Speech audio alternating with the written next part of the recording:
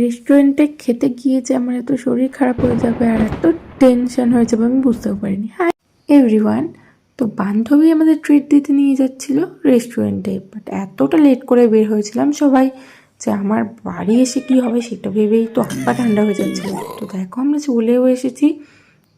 তো কে কে এখানে এসেছো তো তোমরা কমেন্ট করে জানাবে। তো আমরা ওখানে গিয়ে বসেও পড়েছি। ওখানে অ্যাম্বিয়েন্সটা খুব ভালো ছিল। আর এই দেখো এই দুটো মহারানী, এরা তো দুজনেই মানে এত রিলস করেছে যে আমরা পাত্তাই পাচ্ছিলাম না। তো আমরা স্টার্টার অর্ডার করেছিলাম। হ্যাঁ, পুরো ট্রিটটাই আমাদের বান্ধবী লেডিতে দিয়েছিল। আর আমি ক্যাপসিকাম খেতে এতটা ভালোবাসি না, মানে আমাকে কাঁচা দিয়ে দিলে আমি খেয়ে নেবো।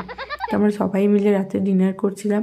তো আমরা যেগুলো অর্ডার দিয়েছিলাম ওভারঅল সবই ভালো টেস্ট ছিল।